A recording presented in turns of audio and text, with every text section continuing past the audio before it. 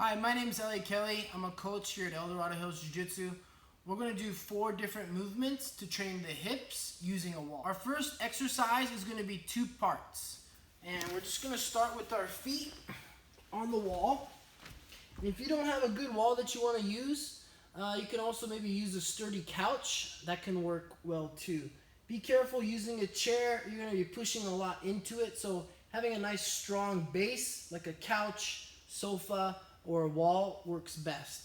But I'm going to just start with the right angle at my feet, my knees, my hips to the mat. And I'm going to do a basic hip escape here. This movement's going to be practiced in 2 parts. 1, I'm going to turn to my side and I'm going to hip out. So that's 1. 2, I'm going to stay on my side. I'm going to pull myself back in. The goal is to start and finish in the same position. So roll over to your side, hip out, and then stay on your side, hip in.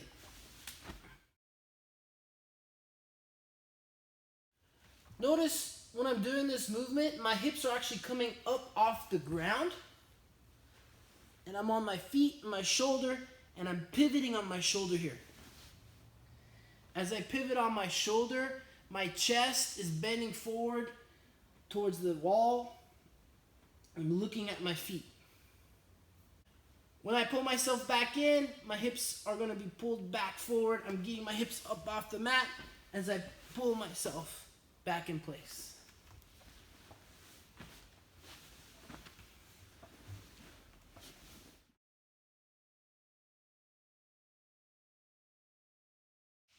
The second exercise is a guard retention drill, and we're going to be using this a lot like our hip escape. If you haven't done the hip escape and you don't have that mastered yet, use the hip escape first. That's kind of our level 1, and then level 2 is going to be a guard retention.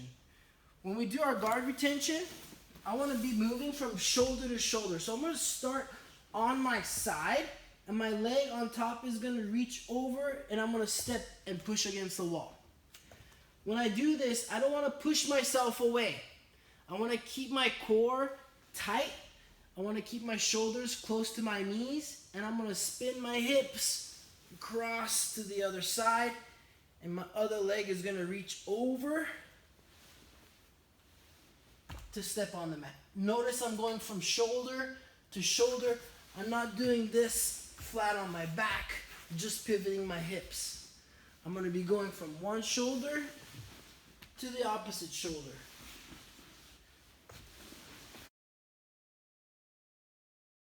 The trick here is to not push yourself away. So what ends up happening is people tend up pushing themselves away, and then they lose connection with the wall.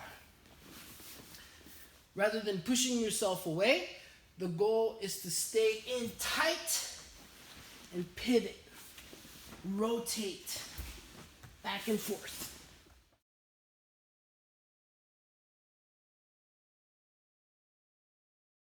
Our third exercise using the wall is going to be level 1 building block to go inverted. So we'll break this into 2 parts. Our first step is to just get our feet against the wall or the sofa. I'm going to start with my arms straight out. If I'm in too close and my head can touch the wall, that's not going to work. Spread past it, reach your arms, get your arms straight, and wherever you can touch the wall from there, that's where you want to be. I want my arms straight up over my head. Now I'm going to just start bringing my feet close to the wall, tucking myself up, and getting used to this position. Eventually, I want to be able to get here and take my hands off the wall. So it's just my feet holding myself in place. Once I get comfortable there, now I'm going to spin through. Make sure you practice spinning through on both sides, keeping that connection. One foot is always connected. Oops, I'm a little bit too close. One foot's always connected to the wall. As you spin out, into your basic guard position here.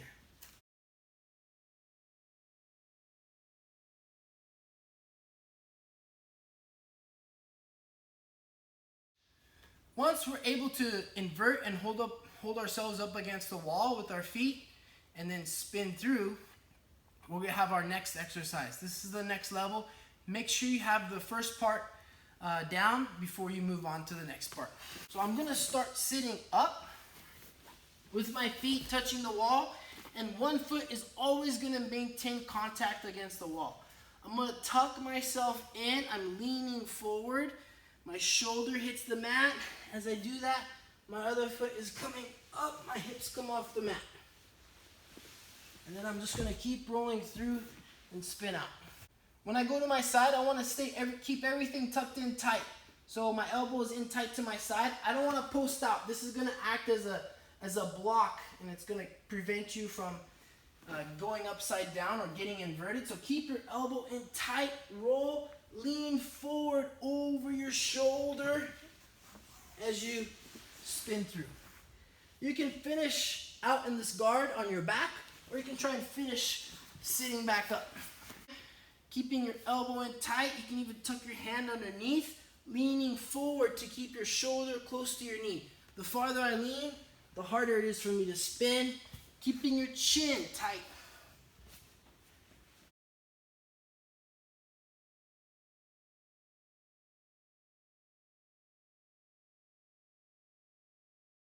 We introduced 4 different exercises, and there's 2 components to them. The first one, your hip escape and your guard retention.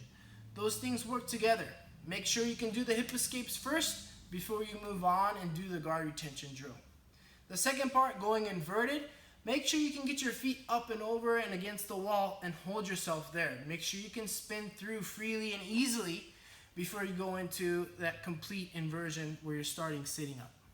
Some of these drills are easier than others, so do what you can and keep trying at the things that are giving you trouble. In business, they say it could take 10 years to become an overnight success story, and the same thing is similar with jiu-jitsu. Hopefully it doesn't take 10 years, but it could take 10 days, it could take 10 months for you to learn a specific technique and be able to do it. The important thing is that you do what you can, and then you keep trying, working on things that you're having difficulty with. If you have questions, always ask. There might be a small little adjustment that you can make that finishes or completes the move. So keep asking questions to yourself, looking at the details, and we'll just keep moving, keep getting better. I'll see you guys on the mat.